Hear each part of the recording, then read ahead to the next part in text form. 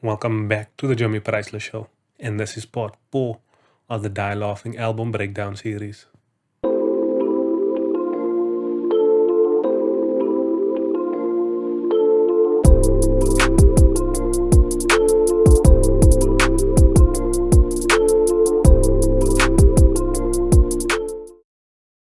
Hey yo, welcome back to the Jimi Priceless Show with your host, Jimi Priceless.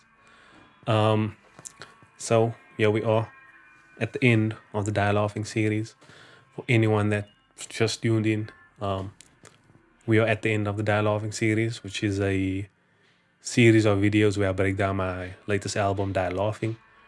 The first part, I broke down the title and cover art. The second part, I broke down the beat making and production. And in last week's episode, I broke down the songwriting and lyrics. So if you haven't yet, you can go check those out. I've made a playlist, so you can just click here. And then everyone else, here we are at the end.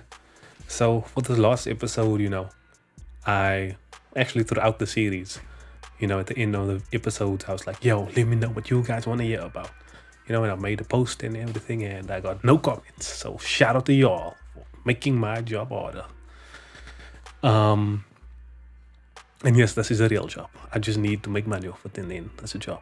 But anyway, so, since I got no comments, or I don't know if you guys want to hear me speak about the album anymore, I decided for this last episode, I'll just speak about things about the album that I think I should mention, whether y'all ask for it or not. So, the first thing was the kind of the way you receive the album for the first time, just based off, the look of the cover art and then the first song. I'm not sure if anyone noticed it or might have felt that there was a disconnect between the two, because on the cover art, I'm all out here in the sun, living my best life. And then the first song on the album is called Winter, and it's all dark and moody. And then, for the second song, that shit don't sound sunny neither. And the third song, I just be killing the rappers. So it's like, how does that relate, And the way I took it is, well, before we get into that, let me just break down how my albums normally go.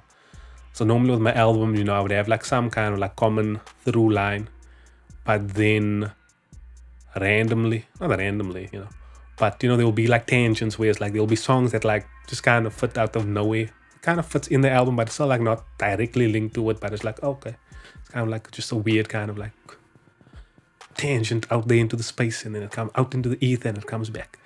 So with this album, it was more a case of shifting the spectrum. So instead of having these one or two songs that are like up there or down here, it's kind of like just a collection of them that like slowly transition from one vibe to another. So the opening songs, you get all those dark, moody, kind of angry sounding songs.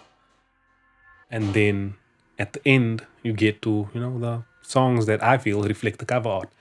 And the thinking that went into it was, so the album's called Die Laughing, right? So if I look at the album, I look at it as kind of personified as having a life, track 1 being the beginning and track 10 being its end or its death.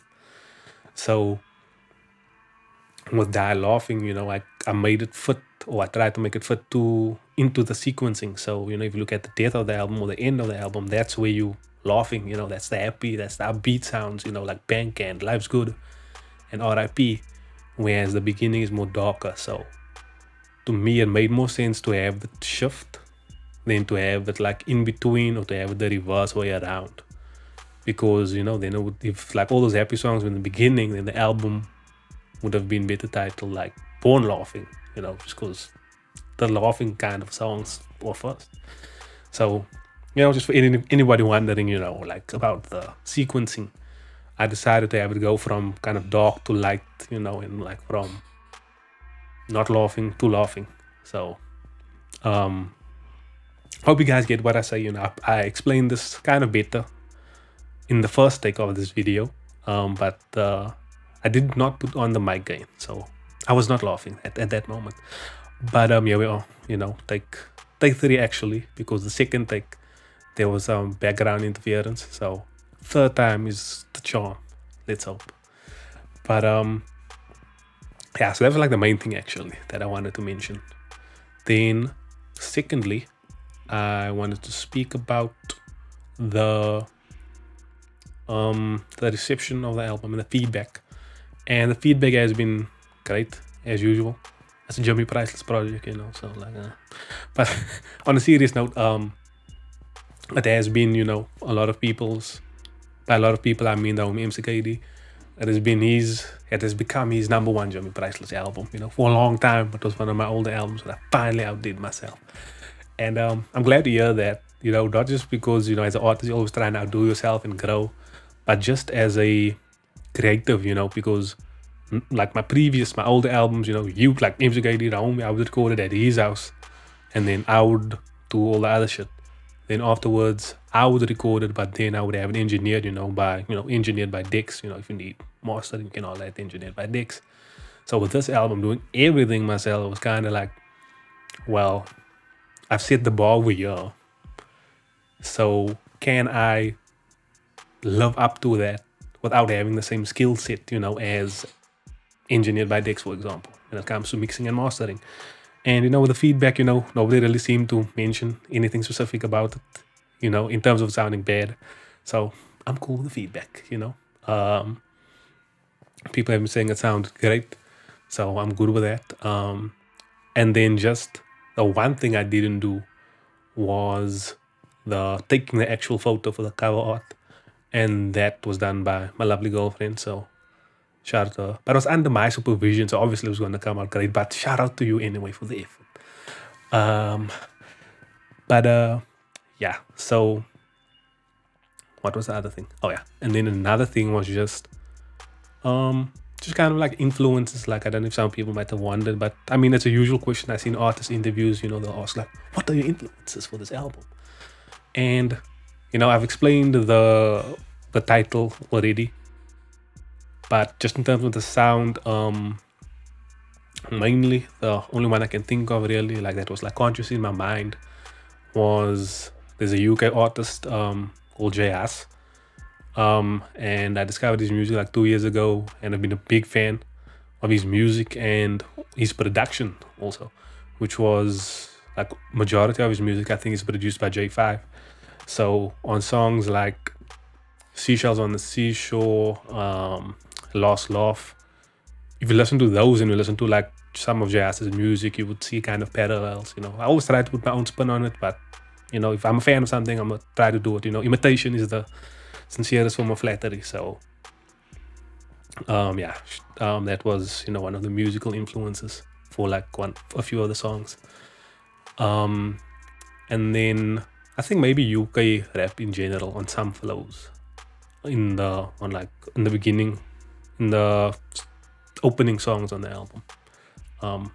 So yeah, then not really influence on the musical sound, but like I mentioned his name on it. In Dangerous, the hook I say Andrew Schultz, the shit too flagrant, and Andrew Schultz is a comedian who I got to know through his podcast Flagrant 2, which is like my favorite podcast ever. As someone who's made podcasts, like that's like my favorite podcast ever. I watch it like as soon as episode drops, I make a mental note I gotta watch it later in the day. So yeah, and y'all know I don't be giving free shout outs out here, but that shit is hilarious. So if you have some time to burn, you can check out the Flagrant 2 podcast. And then yeah, I think that's about it. I think that's all I have to say about this album. Thank you guys so much for streaming it. It's been I'm really grateful, for everyone that's been streaming it and sharing it, and using it on their stories and all kinds of things like that. It really means a lot, especially the streams. Keep streaming. Just put it on repeat. Take a nap. Give me my streams. It's all good. So if you know anybody that likes good music, Cape Town music, local music, international music, because I be sounding like all kinds of shit. Put them on to Jimi Priceless, play them the album. They might like it. And that's it for this episode. That's it for this series. I'll be back next week. Thank you guys so much for watching. I'm out.